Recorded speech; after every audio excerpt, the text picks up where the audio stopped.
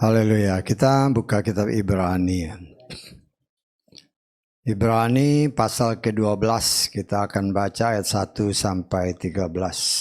Ibrani 12 ayat 1 sampai 13, kita baca semua ayat ini bersama, 3, 4.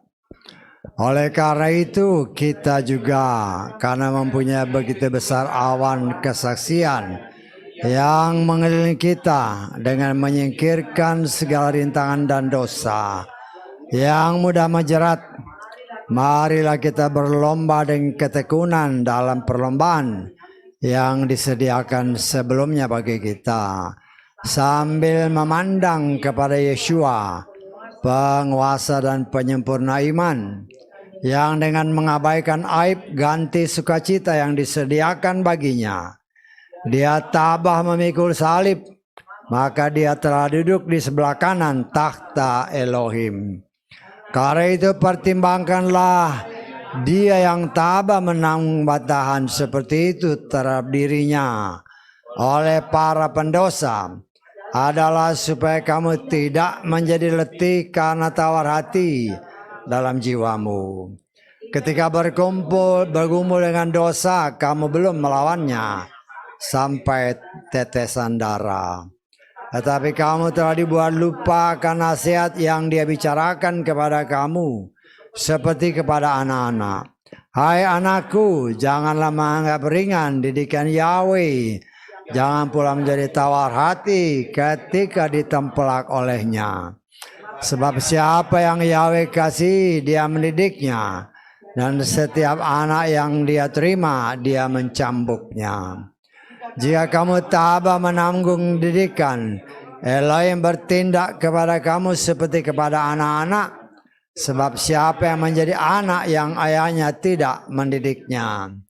Namun jika kamu tanpa didikan yang dengannya semua orang telah menjadi mitranya, maka kamu bukanlah anak-anak melainkan anak-anak haram. Selanjutnya kita memang mempunyai pendidik, yaitu ayah jasmani kita, dan kita menghormatinya. Tidakkah kita akan lebih taat lagi kepada Bapa segala roh agar kita hidup? Sebab mereka sesungguhnya mendidik untuk beberapa waktu sesuai dengan apa yang tampak kepada mereka. Tetapi dia untuk apa yang lebih bermanfaat, sehingga kita mengambil bagian akan kekudusannya. Nah, setiap didikan memang sepertinya tidak mendatangkan sukacita, melainkan duka cita. Namun kemudian dia mengasihkan buah kebenaran yang damai kepada mereka yang dilatih olehnya. Oleh karena itu kuatkanlah tangan yang terkulai dan lutut yang lemah. Luruskanlah jalan bagi kakimu, supaya yang pincang tidak sampai menyimpang, malah justru disembuhkan. Haleluya. Amin. Silakan duduk. Puji Bapa Yahweh, kita bersyukur ya. Seluruh kebenaran firman yang berasal dari Bapa Yahweh pasti berguna ya bagi kita yang sedang diproses oleh Tuhan. Terlebih dengan waktu yang semakin mendekat ya. Semakin mendekat sesuai dengan tanda-tanda yang disingkapkan. Di mana tanda-tanda ini kita cek dengan firman Tuhan adalah suatu kenyataan yang memang kita dibawa untuk semakin lebih hati-hati dalam menjalani hidup ini, ya, lebih bersungguh-sungguh lagi untuk supaya kita bisa yakin sungguh bahwa kita berjalan dalam jalan yang benar, ya, dengan jalan yang benar, karena banyak jalan yang palsu, ya, banyak jalan yang palsu yang memang dalam kenyataannya banyak sadar atau tidak sadar disukai oleh banyak orang, ya, karena jalan yang palsu itu memang menawarkan hal-hal yang memang mengenakkan daging, ya. Tetapi dengan kemurahan Tuhan kita dapat diberi kemampuan untuk mendeteksi segala sesuatu sehingga kita terhindar, ya, dari jerat, ya, dari jerat. Tadi ada kata-kata di sini dalam terjemahan Lukas, ya. Ada beban dan dosa yang mudah menjerat, ya. Kenapa gampang menjerat? Karena enak buat daging, ya, enak buat daging, sehingga banyak orang yang memang terjerat, ya, terjerat. Berdasarkan terjemahan Lukas ayat 1 itu, karena itu kita yang memiliki banyak saksi yang mengelilingi kita bagaikan awan, marilah kita menyingkirkan segala beban dan dosa yang mudah menjerat, ya, mudah menjerat. Karena memang tawaran si jahat itu, ya, untuk pertama menahan laju kecepatan anak-anak Tuhan menuju penyempurnaan iman. Pertama dia tahan, ya, dia tahan kecepatannya. Kita kan berdoa, atau saya mengajarkan kepada saudara, kita memohon kasih karunia Tuhan karena menyadari bahwa waktu kedatangannya itu sudah semakin dekat. Walaupun kita tidak tahu persisnya kapan. Tetapi berdasarkan apa yang tertulis memang sudah semakin dekat. Ya. Tetapi pertumbuhan iman kita kan memang nggak ada yang tahu. Ya, satu sama lain nggak tahu. Tetapi kita memohon kasih karunia Tuhan. Ya. Sehingga pertumbuhan iman kita yang memang kita tidak tahu persis sudah sampai di mana, kita memohon belas kasihan Tuhan. Sehingga oleh kemurahan Tuhan pertumbuhan iman kita ini bisa dipercepat melalui rangkaian ibadah yang kita lakukan, ya. Sehingga ketika dia datang, dia dapati kita tidak bercacat celah tubuh dan jiwa kita. Ya, sebagaimana tertulis dalam kitab Tesalonika, ya. 1 Tesalonika 5, kita lihat, ya. Ayat ke-23, ya. 1 Tesalonika 5 ayat 23, firman Tuhan menyatakan, Elohim damai sejahtera, dia sendiri kiranya menguduskan kamu sepenuhnya. Perhatikan. Dan kiranya roh, jiwa, dan tubuhmu seutuhnya terpelihara tanpa celah pada saat kedatangan Tuhan kita, Yeshua Masiah. Jadi tubuh, roh, dan jiwa kita harus benar-benar bersih, kudus di hadapan Tuhan, ya. Karena itu di tempat ini kita diajarkan, ya, ada 3 macam baptisan yang dikenal oleh firman Tuhan. Karena yang namanya baptisan itu artinya pembersihan, supaya tubuh, roh, dan jiwa kita didapati tidak bercacat celah. Yang tubuh kita dibaptis dengan air. 1 kali, asal benar, nama yang benar, cara yang benar, orang yang benar. Kemudian roh kita dibaharui ketika kita sudah menjadi anak. Maka Tuhan menganugerahkan kepada kita Roh Kudusnya. Jadi tubuh, roh, dan jiwa kita 1 kali dibaptis supaya bersih. Tetapi jiwa kita itu sepanjang umur hidup kita dibersihkan Tuhan. Oleh apa? Oleh api, oleh firman. Ya, oleh firman. Jadi baptisan dengan air, baptisan roh, dan baptisan dengan firman. Ya, firman itu adalah api yang menghanguskan. Firman itu yang membersihkan kita. Supaya apa? Supaya ini didapati tidak bercacat celah tubuh roh dan jiwa kita. Nah, saat ini kita sebagai anak-anak Tuhan sesuai dengan apa yang tadi kita baca. Ya. Begitu banyak hal yang kita harus hadapi di dalam menjalani hidup ini. Ya. Yang dikatakan oleh firman Tuhan seolah-olah menjadi suatu beban, bahkan dosa.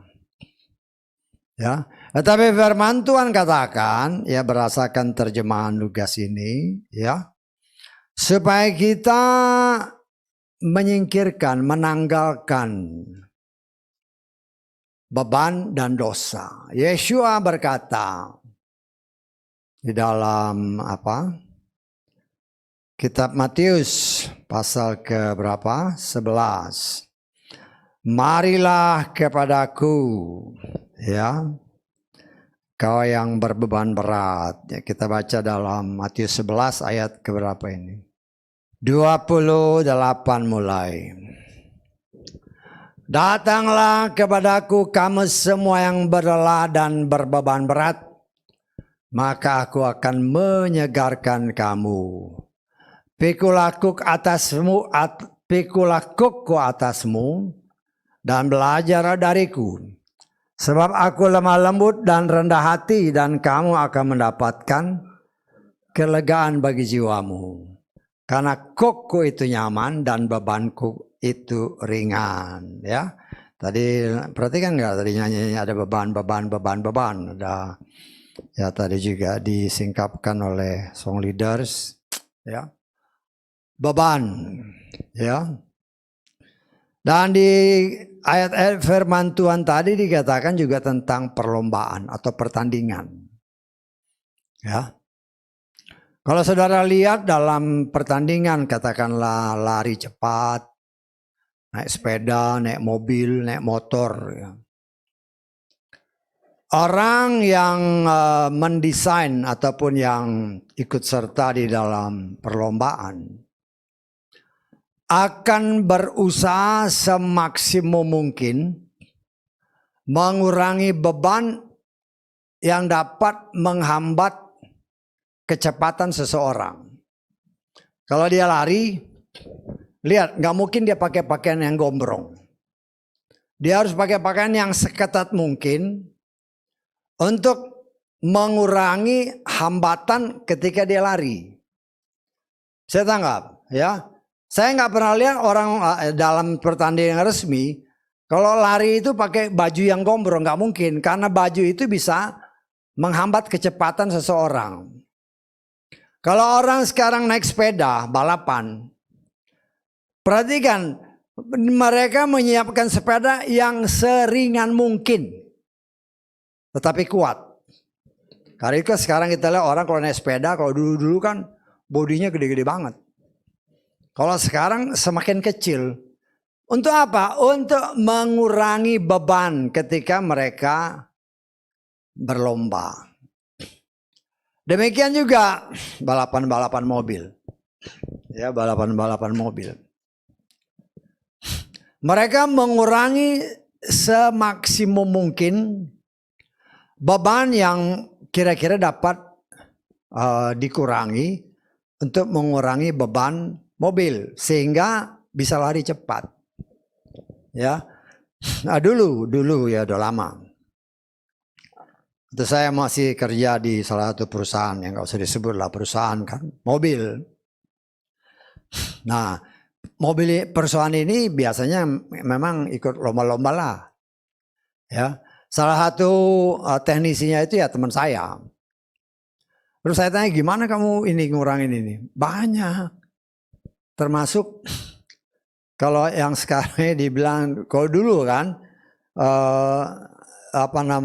flywheelnya roda, kalau ada yang bilang roda gila, jadi roda yang di belakangnya itu dia bikin setipis mungkin sehingga mengurangi beban daripada mobil sehingga dia lebih cepat. Ya. Itu secara jasmani, tapi demikian juga seperti apa yang tertulis. Secara rohani pun seringkali ya banyak beban-beban yang membuat anak-anak Tuhan ya bisa melambat pergerakannya di dalam percepatan pertumbuhan iman. Kita berdoa untuk supaya cepat, tetapi kenyataannya bukan makin cepat, tapi makin lambat. Nah, ini harus menjadi pertanyaan, kenapa kok jadi lambat sih? Ya, nah, kita lihat di dalam Galatia pasal keberapa ini? Pasal ke-5 ayat ke-7. Kamu telah berlari dengan baik. Perhatikan. Siapakah yang telah menghalangi kamu sehingga tidak diyakinkan dalam kebenaran? Karena terjemahan ini susah dimengertiin ya. Saya baca terjemahan Lugas. Selama ini kamu telah berlari dengan baik. Siapakah yang berusaha menghalangi kamu sehingga kamu tidak lagi mengejar kebenaran? Ya. Nah, tanpa disadari, kita ini saat ini sedang menghadapi perlombaan iman. Perlombaan iman dalam arti kata, seperti yang saya katakan tadi, kita mengimani memang waktu sudah sangat dekat. Dengan berbagai macam tanda-tanda yang Tuhan perlihatkan, ini sebagaimana tertulis memang sudah dekat. Lah seharusnya dengan semakin dekatnya waktu, kita harus semakin lebih sungguh-sungguh lagi dengan pertolongan Roh Kudus mempercepat pertumbuhan iman kita menuju kepada kesempurnaan. Karena saya percaya kalau tidak sempurna, jangan harap diangkat. Jangan harap diangkat. Nah, kita kan mengimani semua kan. Pengangkatan, apalagi baru-baru kemarin kan. Oh, pengangkatan. Nah, kadang-kadang saya kayak suka heran juga. Heran dalam arti apa? Lo yang ngomongnya aja tidak memanggil nama Tuhannya orang Israel. Tidak memanggil juru selamat yang diberitakan oleh para rasul. Kok banyak anak-anak Tuhan atau yang menamakan diri penyembah Yahweh kok langsung percaya? Kan banyak seperti itu kan. Yang ngomong aja tidak memanggil Tuhan orang Israel. Ya. Kemudian tidak memanggil nama juru selamat yang benar. Sebagaimana yang dikatakan di dalam 2 Korintus pasal ke-11 ayat ke-4. Ya, kita lihat ya. Inilah yang nama yang sangat terkenal, tapi banyak orang yang menamakan diri orang Kristen, bahkan pengikut Bapak Yahweh pun ya mulai tawar-tawaran dengan ya apa yang ada di sekeliling. Sebab sesungguhnya kalaupun ada yang datang memberitakan Yeshua yang lain. Ya kalau Yeshua yang lain, jangan sampai di situ aja. Nah, kita baca lihat yang lainnya.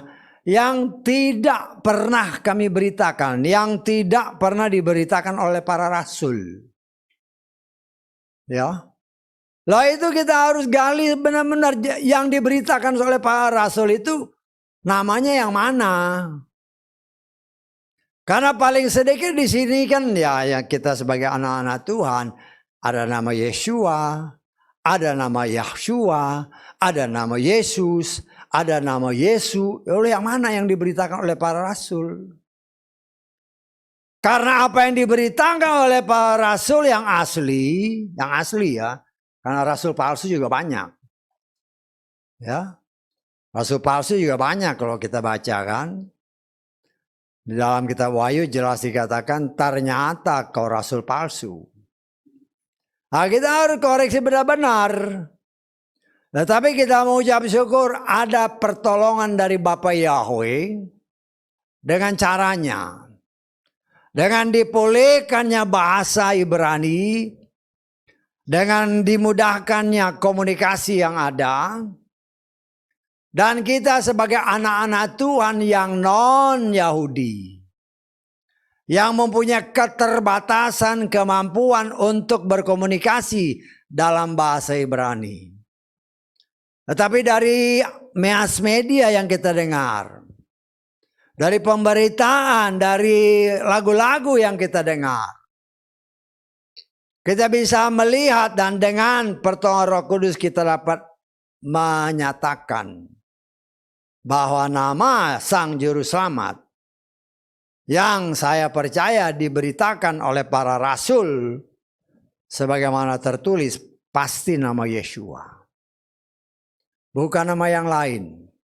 Ya, karena itu ya itulah cara Tuhan, karena kita kan pengetahuan kita tentang bahasa Ibrani juga sangat terbatas. Tetapi karena itu Tuhan memulihkan bahasa ini, kemudian melalui bahasa ini dipancarkan ke seluruh pelosok muka bumi, supaya orang itu celik matanya. Sehingga mereka bisa benar-benar mengerti yang mana sih nama yang benar. Nah, saya sangat percaya berdasarkan ya keyakinan kita, baik melalui gematria, melalui apa yang diberitakan di media sosial. Orang Ibrani memanggil nama Juru Selamatnya Yeshua, bukan nama yang lain. Walaupun memang amat sangat sulit orang untuk menerimanya. Tapi kalau kita deteksi dari media-media sosial, mulai banyak orang yang memanggil nama Juru Selamat yang benar. Ya, dan saya mengajarkan saudara, saya berbeban. Saya doakan setiap hari agar semua umat Tuhan dicelikan matanya, sehingga mereka memanggil Tuhan yang benar dan Juru Selamat yang benar. Karena kalau bukan nama yang benar, nggak bisa diangkat dan nggak mungkin selamat. Karena jelas-jelas dalam Kisah Rasul pasal 4 ayat 12, hanya keselamatan itu hanya ada pada satu nama. Karena itu saya katakan dari tempat ini, passwordnya hanya Yeshua HaMashiach. Kalau tidak memakai password yang sama, yang diberitakan oleh para rasul, pintu keselamatan tidak mungkin terbuka. Ya, programnya kan keselamatan. Keselamatan dari Bapa Yahweh. Untuk membuka program ini, passwordnya cuma satu, Yeshua HaMashiach. Cetek, kebuka. Kalau enggak bisa. Ya, walaupun banyak orang ya sulit untuk menerima, tapi nggak jadi masalah. Bahkan banyak juga penyembah Yahweh sih, mulai ya tidak memberitakan nama Yeshua dengan benar. Kayaknya ragu-ragu, bahkan mulai menghilangkan nama Yeshua. Ya, orang seperti ini sih ya harus hati-hati. Ya, kenapa? Karena tawaran-tawaran si jahat itu memang, kan tadi dalam Galatia dikatakan, dulu kok hebat sekali, sekarang kok mulai ngendor. Dulu memberitakan nama Bapa Yahweh, nama Yeshua HaMashiach. Dengan banyaknya pemberitaan-pemberitaan lain, oh ini ditemukan begini, itu lo kok mulai mengendor. Dengar aja orang Yahudi sana, siapa yang dia panggil. Ya, lah itulah yang kita harus sangat berhati-hati. Ya, perlombaan, setiap orang yang mengikuti perlombaan pasti dia mempersiapkan dirinya. Rohani dan jasmani, mentalnya dia harus siap. Karena dia akan mengikuti pertandingan. Dan dia harus mengerti setiap pertandingan ada aturannya. Tidak bisa main-main. Dan kita dikatakan oleh firman Tuhan. Ya, kita baca dalam 1 Korintus pasal ke-9. Kita baca mulai ayat 24. Tidak tahukah kamu bahwa mereka yang berlari dalam gelanggang pertandingan semuanya berlari dengan sungguh-sungguh, tetapi satu yang menerima hadiah. Jadi berlarilah supaya kamu dapat meraihnya. Dan setiap orang yang bertanding, ia, perhatikan, melatih segalanya. Hal itu sesungguhnya supaya mereka kemudian dapat menerima mahkota yang fana. Tetapi kita yang baka. Jadi perhatikan, aku berlari sedemikian rupa, bukan seperti tanpa tujuan. Aku meninju sedemikian rupa, bukan seperti memukul angin. Tetapi aku menggembleng tubuhku dan memperhambanya.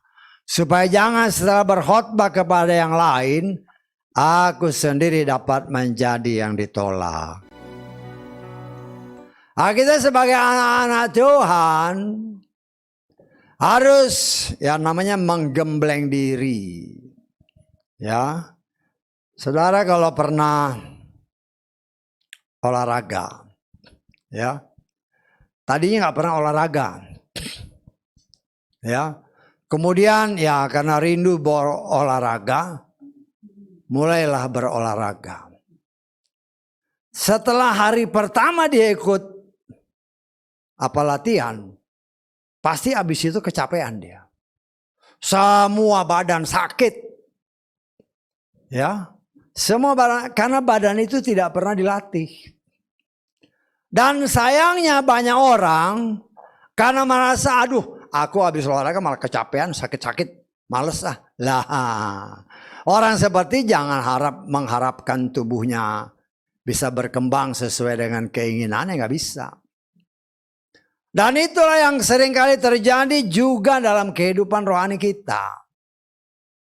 Ketika kita mau sungguh-sungguh mengikuti Tuhan, waduh banyak sekali aturannya. Ya kan?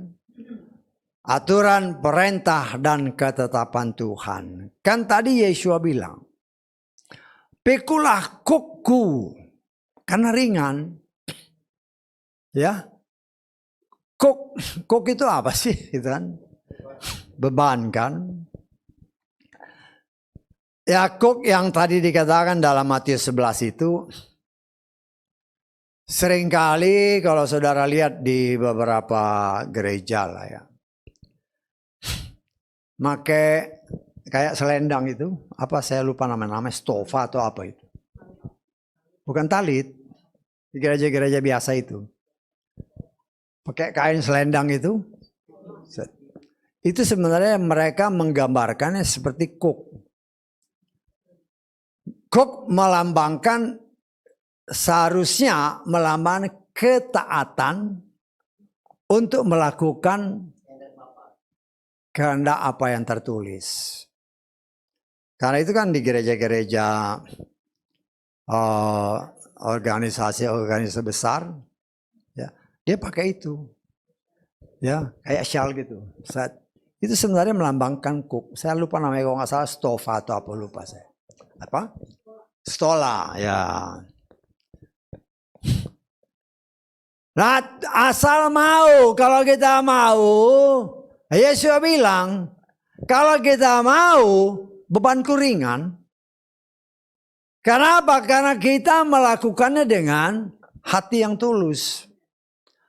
Saya ya, karena pekerjaan saya kan dari maintenance ya, pekerjaannya berat kalau dilihat secara fisik. Nah, dulu kan kalau ya namanya kerja lapangan kan, mesin-mesin ya segede ruangan ini, lebih gede lagi. Tetapi karena saya mengerjakannya dengan hati yang senang, pekerjaan yang berat itu nggak jadi berat. Saya tanggap. Tetapi kalau pekerjaan itu walaupun ringan, engkau tidak melakukan dengan sepenuh hati, berat rasanya. Berat rasanya. Lah Tuhan menghendaki saudara dan saya, ya. Ketika Tuhan bilang, ayo ini kan berlomba ini. Lah untuk berlomba mengikuti perlombaan iman yang Tuhan kehendaki, sebagaimana 1 Korintus 9 tadi, ya siapkan dirimu dengan sungguh-sungguh. Ya, dari ayat-ayat yang tadi kita baca, Yesua memberi contoh. Untuk kita kelak bisa bersama-sama dengan dia, duduk bersama dengan dia di tahtanya. Maka kita diwajibkan untuk mengikuti apa yang harus kita lakukan sesuai firman. Ya, kan jelas tadi dikatakan di dalam terjemahan Lukas ya. Di ayat kedua, marilah kita arahkan pandangan kita kepada Yeshua, pemimpin dan penyempurna iman kita. Sebab perhatikan, demi sukacita yang disediakan sebelumnya bagi dia, dia tabah memikul salib dengan mengabaikan aib-aibnya, sehingga sekarang dia duduk di sebelah kanan takhta Elohim. Loh, kita pun sudah dijanjikan kalau engkau setia, engkau akan hidup bersama aku. Loh, itu janji, bukan janji kosong, tetapi janji mutlak yang memang Tuhan berikan. Tetapi dengan syarat, asal setia. Setia apa? Setia menjalani kehidupan sesuai firman-Nya. Seperti yang dikatakan tadi, perlombaan itu, apapun perlombaan, apapun pertandingan, pasti ada aturannya. Setiap pelanggaran dari aturan, walaupun dia menang, akan didiskualifikasi. Artinya tidak sah. Ya, demikian juga dengan hidup kita sebagai anak-anak Tuhan. Semua itu ada aturannya. Karena itu dikatakan di tempat ini senantiasa berbicara Torah, berbicara aturan, perintah dan ketetapan Tuhan. Itu tidak bisa kita robah dengan cara apapun. Karena yang bikin itu Tuhan. Semua aturan, perintah dan ketetapan yang Tuhan buat, itu hanya bisa dirubah oleh Tuhan. Kita tidak punya hak, gereja tidak punya hak untuk merubah. Ya, dengan berbagai macam tafsirannya. Nggak bisa. Contoh, contoh. Ya, yang paling gampang lah, baptis. Gereja-gereja besar, banyak orang menamakan diri pelayan-pelayan besar.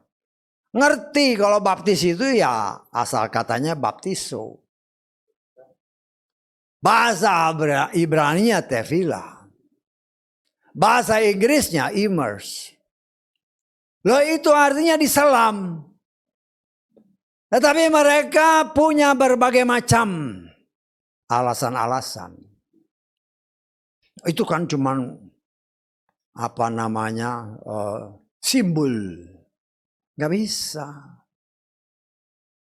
Gak bisa.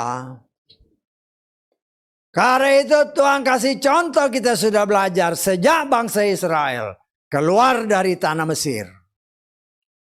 Dari tanah perbudakan. Tuhan masukkan mereka ke dalam laut, artinya dia dibaptis. Ya walaupun nggak ada airnya, emang kan itu simbol. Ya. Kemudian ketika dia sebelum masuk ke tanah Kanaan, mereka masuk lagi ke Sungai Yordan. Itu apa? Itu melambangkan baptisan. Ya. Walaupun ada tertulis, engkau harus menguburkan manusia lamamu. Tetapi tetap aja orang, nggak apa-apa kok. Begitu mudahnya mereka yang menamakan diri pelayan-pelayan Tuhan yang merasa diri mungkin sudah hebat, merubah aturan. Dan saya percaya orang yang berani merubah apa yang diperintahkan Tuhan, artinya sudah melanggar aturan, perintah dan ketetapan Tuhan. Saya percaya orang seperti ini tidak akan selamat.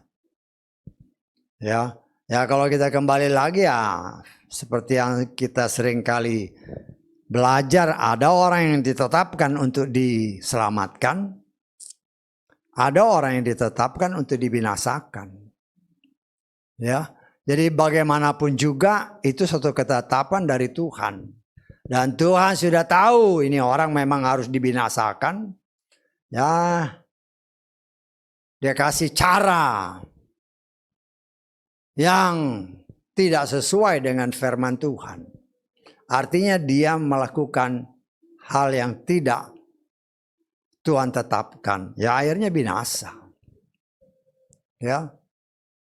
Semua katakanlah di Indonesia ini. Semua aturan-aturan itu kan ya dibuat oleh baik DPR maupun MPR. Semua itu atau mungkin dari presiden. Ada lagi aturan menteri. Yang bisa merubah itu hanya yang bikin. Kalau seandainya DPR atau MPR yang bikin, kalau mau dirubah, mereka harus merubah. Bukan orang di bawahnya nggak bisa. Demikian juga dengan Tuhan, aturan, perintah, dan ketetapan Tuhan. Yang bisa merubah itu hanya Tuhan, nggak boleh yang lain. Contohnya, kita sudah belajar contohnya kan. Jadi segala sesuatu itulah cara Tuhan untuk juga menjelaskan kepada kita. Contoh yang tertulis, bukan asal ngomong. Kita sudah berkali-kali diingatkan, dan kita sudah belajar. Orang yang melayani di tabernakel harus orang Lewi. Orang yang mempersembahkan korban itu harus orang Lewi dan imam besar. Karena tidak semua orang Lewi adalah imam besar. Mereka imam, tetapi belum tentu imam besar. Karena yang menjadi imam besar itu haruslah dari keturunan Harun. Tetapi firman Tuhan membuktikan seperti yang tadi saya katakan. Kalau mau berubah, Tuhan yang merubah. Tidak boleh siapapun yang lain. Manusia tidak punya hak untuk merubah. Tetapi kenyataan membuktikan ketika Eli imam besar pada zaman Samuel berdosa di hadapan Tuhan bersama anak-anaknya. Tuhan binasakan mereka semua. Tuhan mengangkat Samuel. Samuel orang Lewi, tetapi dia bukan keturunan imam besar. Tapi firman Tuhan menyatakan dia mempersembahkan korban. Artinya memang dia ditunjuk oleh Tuhan untuk menggantikan imam besar yang Tuhan binasakan. Karena mereka tidak taat kepada firman. Ya, kita sudah belajar gimana cara Tuhan. Cara Tuhan dia menggantikan si Eli ini dengan Samuel. Kita baca ya. Ini hanya untuk refreshing aja ini. 1 Samuel pasal kedua. Ayat ke 35. Ya, jadi ingat ya, aturan kalau dia Torah yang robah itu harus Tuhan, nggak boleh yang lain. Tuhan berketetapan yang bakar korban, yang melayani di dalam tabernakel itu harus imam besar. Samuel bukan keturunan imam besar. Dia orang Lewi tapi bukan keturunan imam besar. Tetapi karena Imam Eli bersama anaknya dibinasakan Tuhan karena mereka berdosa, Tuhan punya hak untuk mengangkat Samuel walaupun dia bukan keturunan imam besar. Ya, kita baca. Aku akan membangkitkan bagi diriku sendiri seorang imam yang setia. Ini berbicara tentang Samuel yang Tuhan angkat menggantikan si Imam Eli. Nah, kita saat ini ya nanti sudah baca semua ya karena ini sudah pernah kita pelajari ya. Di dalam menjalani hidup ini dikatakan oleh firman Tuhan, bukan saja kita ikuti lomba, tetapi berdasarkan firman Tuhan kita ini, mata ini arahkan kepada Yesus, jangan lihat kiri kanan. Ketika kita di dalam perlombaan, lurus ke depan, straight, jangan belok lihat kiri lihat kanan. Karena lihat kiri kanan, apalagi dalam perlombaan lari cepat. Apalagi ada penghalang-penghalang itu kan, ada istilahnya lari apa? Lari gawang itu kan. Dia lihat kiri kanan ya jatuh. Ya. Tuhan mau ketika kita mengikuti perlombaan yang diwajibkan bagi kita, arahkan mata ini kepada Yeshua. Siapa Yeshua? Arahkan kepada firman. Jangan melenceng dari firman. Karena Tuhan setia kepada firman-Nya. Ya. Tuhan mau kita ketika kita mengikuti jalannya, ketika kita mengikuti perlombaan, kita tanpa kita sadari.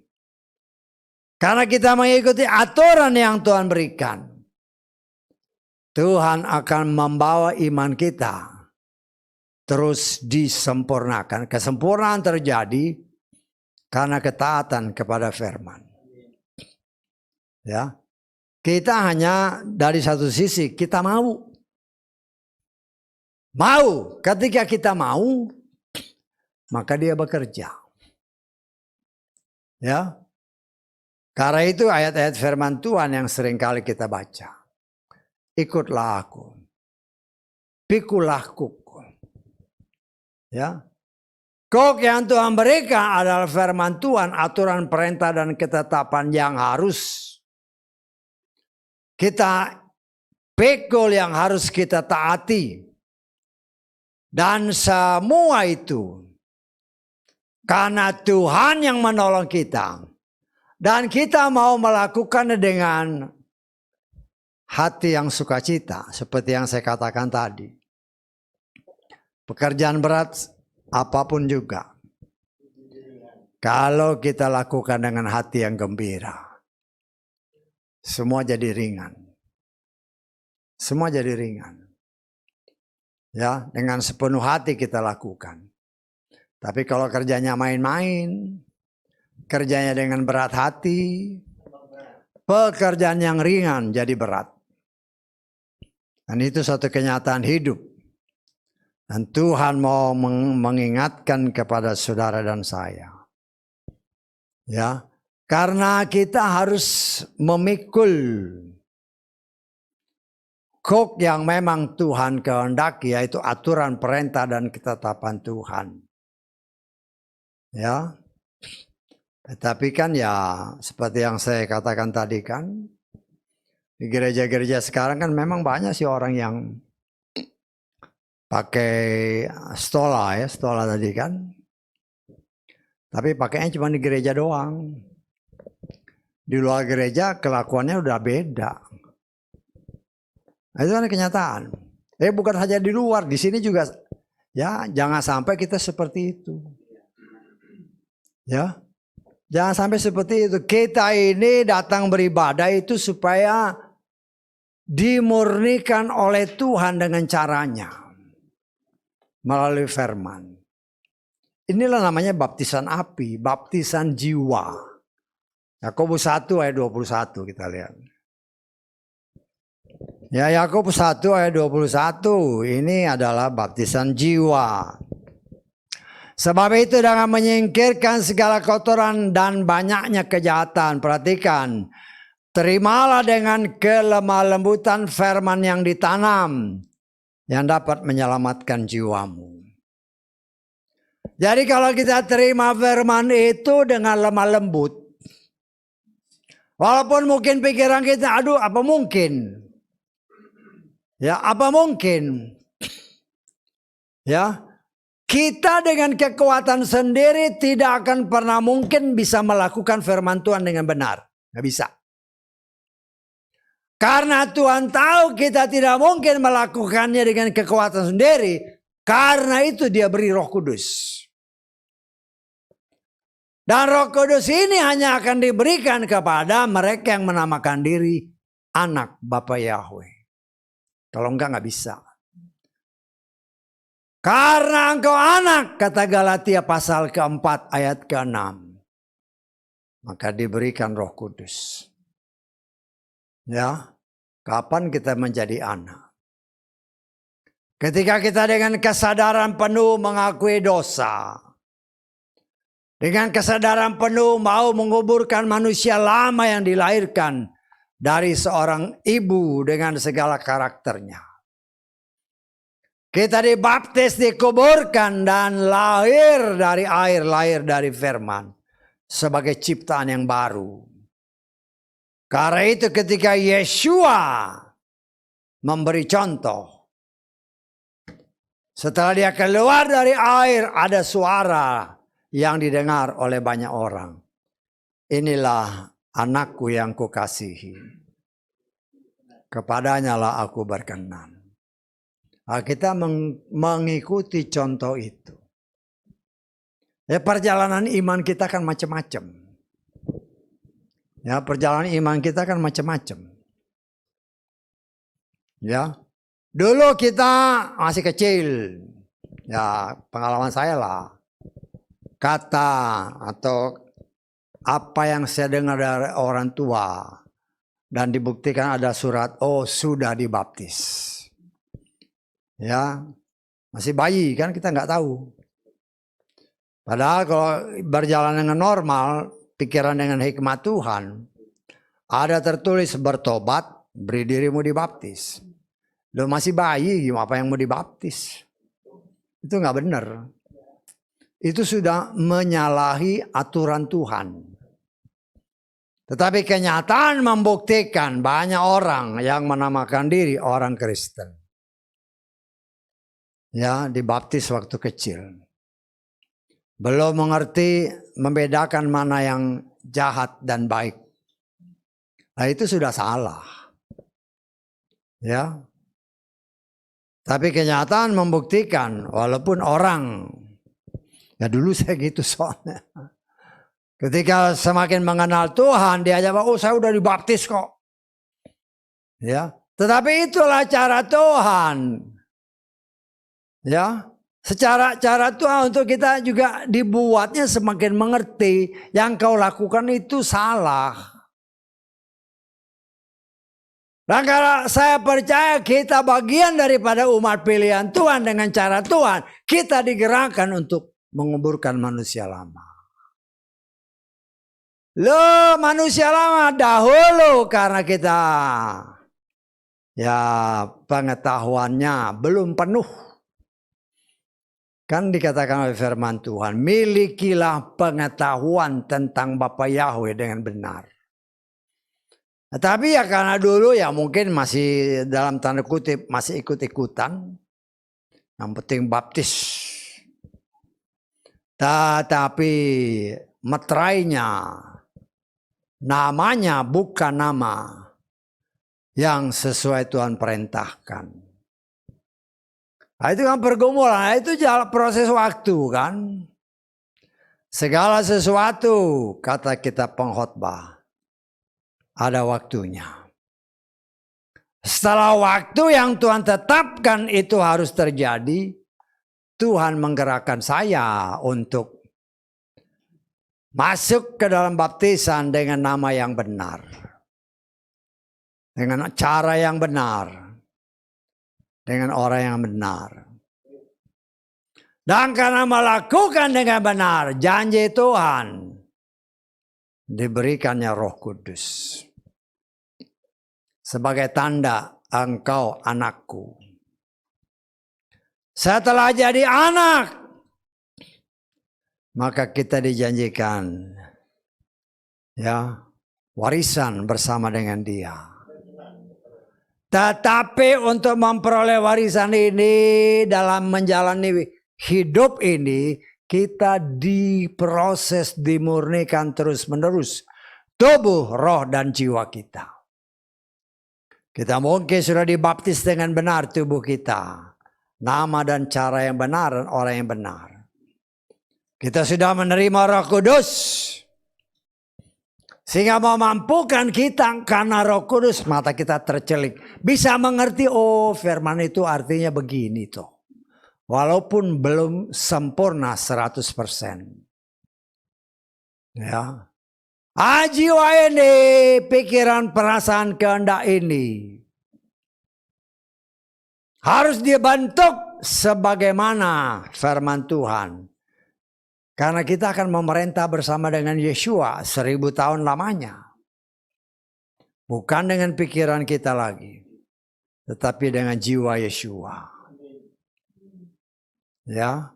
Dan itulah proses yang sedang kita dikerjakan Tuhan dalam hidup kita. Asal kita mau. Tetapi kenyataan membuktikan dalam proses menjalani hidup sebagaimana ayat-ayat yang telah kita baca.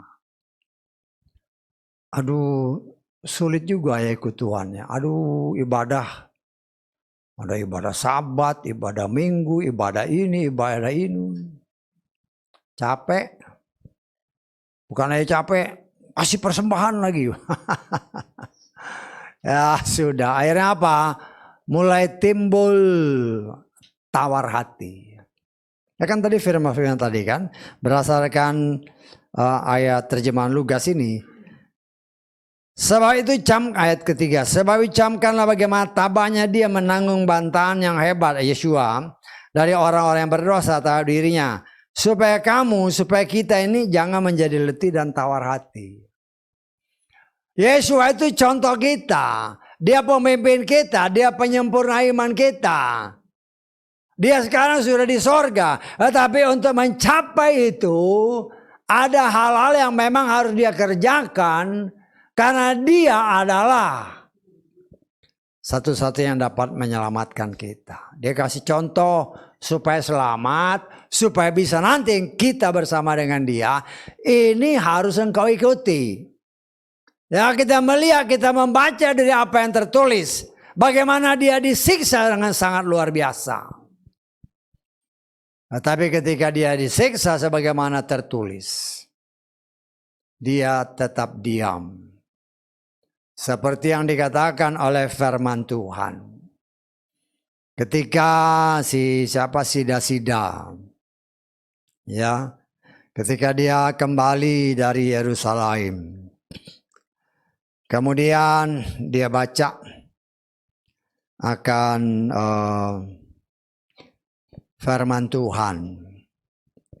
Ya, Tuhan menyuruh si Filipus untuk mendekat ke kereta di mana Sida. Kemudian Sida itu terdengar oleh Filipus membaca seperti seekor domba ya dalam Kisah Rasul 8 ayat 32. Kita bacalah Kisah Rasul 8 ayat 32. Dan nas kitab suci yang sedang ia baca adalah ini. Seperti seekor domba dituntun ke pembantaian. Nah, seperti seekor anak domba keluh di hadapan orang yang menggunting bulunya. Demikianlah dia tidak membuka mulutnya. Dalam kehinaannya keadilannya telah dirampas. Dan siapa yang menceritakan riwayatnya karena hidupnya telah dirampas dari bumi ini, ya, gambaran tentang Yeshua, ya. Seperti seekor domba dituntun ke pembantaian, terjemahan Lukas. Seperti seekor anak domba keluh di hadapan orang yang menggunting bulunya. Demikianlah dia tidak membuka mulutnya. Dalam kehinaannya semua haknya telah dirampas. Siapakah yang akan menceritakan silsilahnya? Sebab hidupnya telah direnggut dari dunia ini. Yeshua memberi contoh. Karena dia mentaati firman. Ya, karena dia mentaati perintah Bapa Yahweh. Bahwa dia datang ke muka bumi ini untuk menyelamatkan manusia.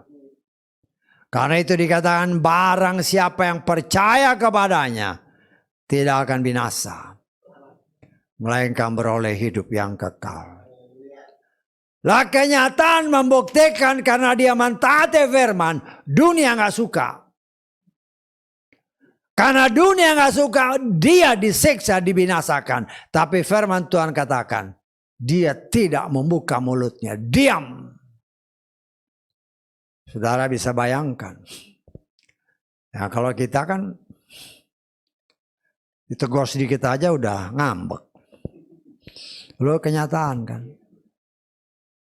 Ya. Artinya kita masih jauh sekali mengikuti teladan dia. Ditegur sedikit langsung tawar hatinya.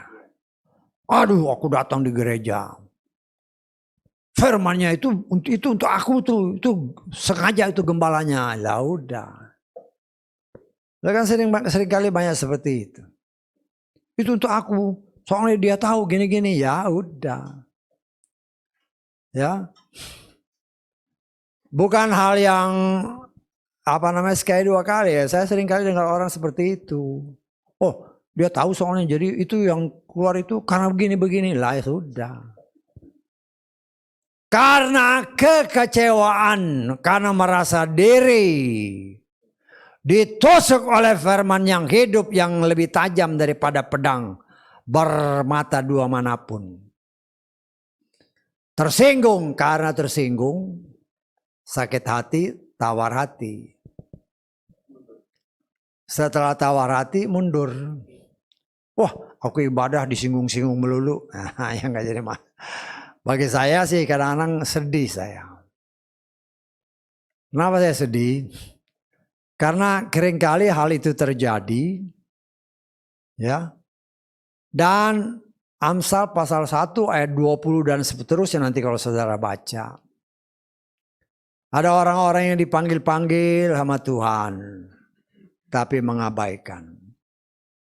Nanti kalau timbul masalah, manggil-manggil Tuhan, ada tertulis, Tuhan tidak mau dengar. Nah, itu banyak terjadi. Ya. Karena menganggap bahwa ya gembalanya itu firman untuk aku tuh, ya seharusnya mengucap syukur. Harusnya kita terima firman, koreksi diri. Itu kira-kira kalau itu untuk aku benar apa enggak?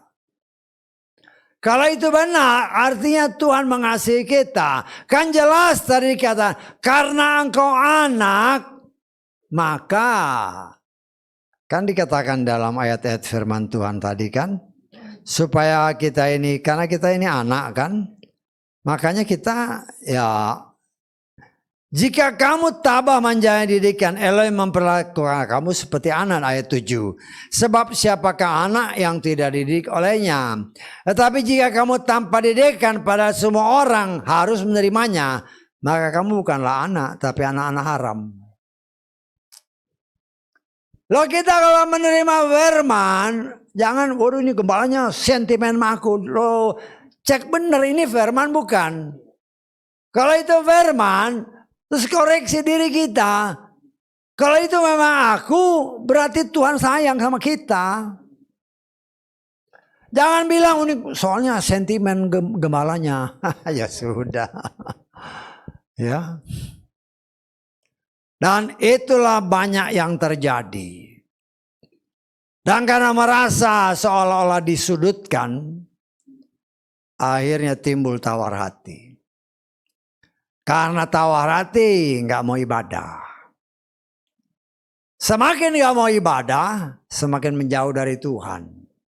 Tanpa disadari, seringkali diingatkan dari tempat ini. Ada Bapa yang baik, Bapa Yahweh. Ada Bapa yang jahat, si setan. Semakin kita menjauh dari Bapa yang baik, sadar atau tidak sadar, membawa diri kita semakin mendekat kepada Bapa yang jahat. Bapa yang jahat terus, ayo sini. Sini, ngapain di situ? Sini terus. Tinggal dikemplang nantinya sama si setan. Karena setan punya 3 pekerjaan. Mencuri, membunuh, dan membinasakan. Orang banyak tahu ayat ini. Tetapi ya karena sudah menongkol, gembalanya gini aku jadi benci. Ya sudah. Ya. Ya saya kadang-kadang terus terang, kadang-kadang ya sedih kalau dengar-dengar seperti itu. Karena akibatnya fatal ya. Kita menjauh dari Tuhan pasti binasa. Seperti ayat-ayat yang ya ada teman-teman yang buat saya sih kalau memang gak suka terus pergi di tempat lain sih gak jadi masalah. Hanya masalahnya pergi ibadah di tempat lain nyembahnya berhala. Kan kasihan. Bisa tahu maksud saya? Kita sudah tahu ilah lain itu berhala. Tetapi karena panas hati, karena marah, enggak apa-apa. Emangnya keselamatan itu dari sini aja? Ya sudah. Harusnya koreksi. Sudah tahu ibadah, dengarkan. Biar bagaimanapun kalau Roh Kudus pernah bertahta dalam hati kita. Roh Kudus itu akan mengoreksi. Ketika kita dengar loh kok nama ilah lain, Roh Kudus akan berbicara. Tetapi sekali dua kali engkau mendiamkan kata Roh Kudus, dia tidak akan lagi memberikan nasihat. Ya, karena saya kasihan anak-anak Tuhan. Mungkin karena ya firman yang ya dianggap keras. Padahal firman itu kan pribadi Tuhan. Kita harus ceknya ini firman Tuhan apa bukan sih? Kalau firman Tuhan koreksi ke diri kita. Kalau itu memang benar, ya merendahkan diri bawah kaki Tuhan. Saya tidak kenal saudara pribadi lepas diri pribadi. Apa yang diwartakan, apa yang diingat saya keluarkan. Nah saya keluarkan itu kadang-kadang nyinggung orang. Kadang-kadang ada orang yang itu tadi nyinggung. Apa yang Tuhan ingatkan, prak, ya terserah. Memang saya tahu resikonya.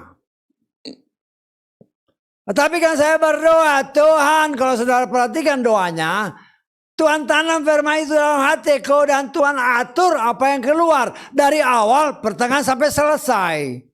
Karena Tuhan sedang membersihkan kita semua terlebih menjelang. Waktunya sudah semakin dekat. Tetapi kenyataan membuktikan banyak orang ketika firman yang murni diberitakan. Pakai hikmat tuh, pakai hikmat. Wah sudah. Ya hal seperti ini kita juga. Saya mengajarkan kepada saudara. Saya tuh gak ada hubungan dengan saudara. Kecuali istri anak-anakku, mantu cucu ya. Ada ikatan darah dan ikatan karena perkawinan. Apa urusannya? Tapi sebagai pelayan Tuhan saya bertanggung jawab.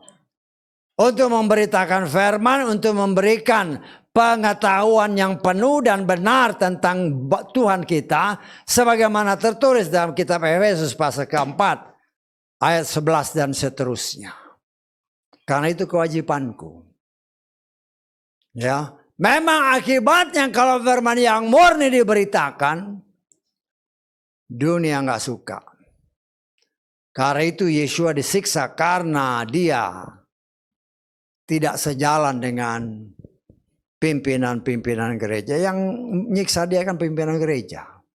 Pimpinan sinagog-sinagog, para imam besar, ahli Torah. Karena tidak sesuai dengan keinginan mereka. Padahal seharusnya mereka akan ngecek. Apa yang Yeshua ngomong ini benar gak sih? Kan berkali-kali diberitakan di tempat ini. Mereka sendiri mengakui ini juru selamat. Ini Hamasia, mereka tahu.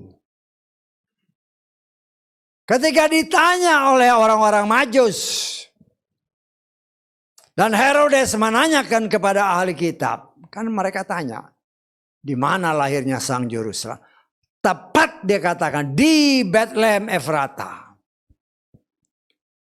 Bisa memberitakan, tapi tidak ada yang datang. Kenyataan membuktikan demikian. Ketika sudah waktunya dia melayani, umur 30 tahun ke atas. Ya, umur 30 tahun dia melayani bukan karena maunya dia, tidak. Karena orang Lewi itu melayani umur 30. Kita sudah belajar hal ini. Jadi Yeshua itu melakukan apa yang tertulis. Bukan kemauan dia sendiri. Karena apa? Karena firman itu pribadinya sendiri. Jadi dia mengikuti apa yang harus dia lakukan. Karena dia adalah Torah itu sendiri. Torah yang hidup. Nah, ketika dia melakukan mujizat begitu banyak. Sehingga orang-orang Yesaya sebagian besar ini juru selamat. Tapi mereka menolak. Mana ada juru selamat lahir di Galilea? Wah. Kenapa sih nggak merendahkan diri? Datang sama ketok-ketok Ibu Maria. Nah, bukan Ibu Maria ini. Maria yang di sono. Nanya kan, kamu itu lahirnya di mana sih? Karena si Maria ini sama Yusuf itu sudah 30 tahun ada di situ. Karena waktu Yeshua lahir, mau ditangkap, mau dibunuh sama si Herodes kan. Dia nyingkir ke Mesir. Setelah Herodes mati dia balik. Rencananya mau tinggal di Bethlehem. Tetapi anaknya jadi raja, dia takut. Dia pergi ke Galilea. Artinya ya mungkin tafsiran waktu itu Yesus umur sekitar 2-3 tahun. Loh, ketika dia melayani sudah 30 tahun, artinya paling sedikit antara 28 sampai 30 tahun dia sudah jadi penduduk Galilea. Loh, kalau sudah sekian lama, ya orang sudah menganggap dia orang Galilea. Kenapa nggak nanya Bu Maria, kamu itu aslinya dari mana? Ya sama seperti sekarang. Cara Tuhan memberitakan nama Tuhannya orang Israel adalah Yahweh. Nama Sang Juru Selamat adalah Yeshua. Ribuan orang Kristen dari Indonesia pergi ke Yerusalem. Oh, datang ke Laut Asin cuman berenang-berenang doang. Oh, ini ngapung nih. Aduh, gak tenggelam. Bukan nanya siapa nama Tuhanmu, siapa Juru Selamatmu. Itu kenyataan. Ya sama, apa yang dahulu terjadi, sekarang terjadi lagi kata pengkhotbah. Tidak ada yang baru. Nah, Tuhan mengingatkan kita akan semua itu dan kita belajar. Supaya kita benar-benar memiliki pengetahuan yang penuh dan benar akan Tuhan. Supaya kita ya jangan sampai salah dalam mengikuti Tuhan. Saya mau selamat. Saya mengajak saudara ini begini. Saya ajar kepada saudara begini. Ya. Dan saya bisa buktikan tertulis. Nah, saya pun kalau saya beritahu, saya dengar lagi. Saya dengar supaya saya tahu ini salah nggak sih? Dan terus terang berkali-kali, kadang-kadang saya pun baru tahu, oh ada ya pembukaan. Saya nggak tahu. Karena saya memang nggak punya catatan. Ketika saya dengar, oh iya ya begini. Tapi dari situ saya gali lagi, oh begini. Kan ada tertulis, kepada siapa yang punya akan ditambah. Betul nggak? Kalau nggak punya, ya sudah. Nah, kita mau memiliki pengetahuan yang penuh dan benar akan dia, semakin hari semakin banyak. Tetapi itu tergantung pribadi lepas pribadi. Saya hanya bagian kecil yang coba untuk membeberkan firman Tuhan sebagaimana yang Tuhan berikan kepada saya. Tetapi itu tergantung bagaimana setiap pribadi menangkapnya, kemudian memeditasinya, kemudian memohon kepada Tuhan supaya lebih dibuka lagi. Saya tanggap. Nah, kita mau ucap syukur dengan cara Tuhan. Nah, saya sangat percaya, ya, kadang-kadang kan ada orang ngomong gini-gini, saya dengar lagi firmannya, ya, kalau ada orang protes, saya bisa bilang itu benar, Kalau dia salah, kalau saya umpamanya saya bilang salah, saya akan koreksi. Yang waktu lalu, yang minggu kemarin kayaknya ada salah, harusnya begini. Kenapa? Karena saya bertanggung jawab dengan apa yang saya ajarkan. Kalau itu tidak sesuai firman, saya harus berani menyatakan. Ya namanya kita manusia, kan kita belum sempurna. Tetapi kita harus berani untuk menyatakan kalau ya, ya. Kalau tidak, ya tidak. Ya. Karena itu saudaraku yang dikasih oleh Bapa Yahweh, kita mengucap syukur. Di dalam menjalani hidup ini, saya tidak tahu. Mungkin di antara kita ada yang tawar hati, sakit hati, marah. Ya. Terus mulai malas ibadah. Hati-hati ya. Kan tadi dalam kitab Galatia. Apa sih yang menahan kamu? Dulu kok semangat sekali. Sekarang kok ngendor. Ya. Loh. Hanya ada dua pilihan. Engkau menjauh dari Bapa yang dekat, yang baik. Menjauh dari dia yang baik. Sadar atau tidak sadar engkau mendekatkan diri kepada yang tidak baik. Dan yang tidak baik ini memang akan membinasakan. Tapi marilah kita belajar mengenal Tuhan kita dengan benar. Sehingga kita mengerti firman Tuhan dengan benar. Dan kita menikmatinya dengan benar. Dan saya percaya ketika kita menikmati firman itu dengan benar. Kita akan merasakan damai sejahtera. Kita akan merasakan sukacita. Dunia berusaha, ayat-ayat pertama tadi kan, melingkupi kita dengan beban, dengan dosa. Tapi karena dia yang ada di dalamku, lebih besar dari apapun yang ada di dunia ini, kata firman Tuhan Yohanes pasal ke-4 ayat ke-4. 1 Yohanes 4 ayat ke-4. Ya, kita lihat ya. Segala sesuatu ya kita harus melihat secara firman Tuhan.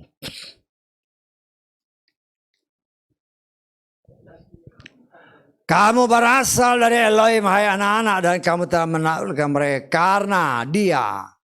Karena Roh Kudus yang ada di dalam kamu lebih besar daripada dia yang ada di dalam dunia. Roh Kudus ada di dalam kita karena kita anak. Ya, kalau Roh Kudus ada di dalam kita, kita menghadapi permasalahan. Tuhan tahu kita punya masalah. Tuhan tahu kita punya pergumulan. Dan di tempat ini seringkali diingatkan. Tuhan mau kita bertindak, nanti dia kerja. Bisa tanggap? Masalah. Apa yang harus kita lakukan? Rendahkan diri. Tuhan tolong. Itu langkah pertama. Ketika kita merendahkan diri, dia kerja. Jangan sok-sokan kerja duluan. Jangan, saya tidak mengajarkan seperti itu. Ya. Namanya masalah itu bagian daripada kehidupan manusia yang ada di muka bumi saat ini. Tapi semua permasalahan seringkali Tuhan izinkan untuk menguji kita agar iman kita pun semakin meningkat. Jangan ada masalah langsung bertindak. Lah kau lupa. Jangan lupakan Tuhan. Masalah kecil apapun paling sedikit berdoa dalam hati. Tuhan tolong. Utamakan dia dalam segala sesuatu. Karena Tuhan kita Tuhan yang cemburuan. Dia Bapa kita, mengasihi kita, dia mau menolong kita. Tetapi kalau kita gagal untuk mendahulukan dia, itu yang harus kita hati-hati. Kita diajar untuk mengenal Tuhan yang cemburuan ini dengan benar. Bagaimana? Utamakan dia dalam segala sesuatu. Dia kan dikatakan tadi kan, pandanganmu lurus kepada Yeshua, kepada firman.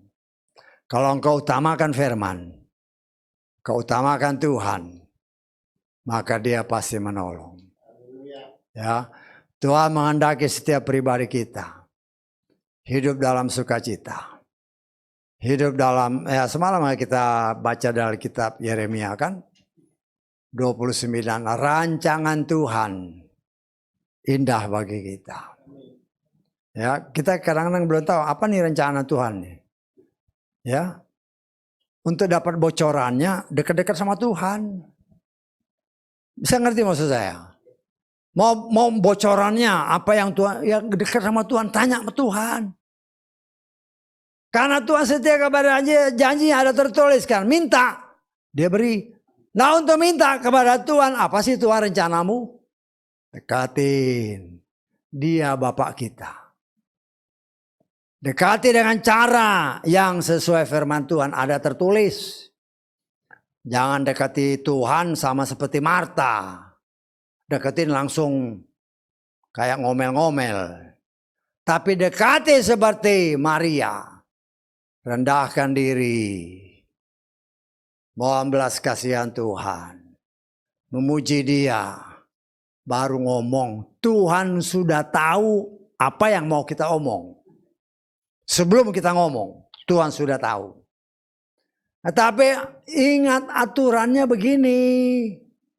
Ya ini kan apa yang kita pelajari tabernakel itu bukan hanya begitu aja. Itu ada maksud semuanya dan kita sudah belajar. Tapi karena kita tidak mau menekuni dengan sungguh-sungguh, ya lama-lama hilang. Nah, belajar mau ketemu Bapak kan, ini kan kita ditaruh di sini ya bukan supaya dilihat-lihat gitu aja. Ngerti, ini aku nih masih di mana? Jangan-jangan masih di pekarangan terus. Kita harusnya sudah di dalam ruangan kudus.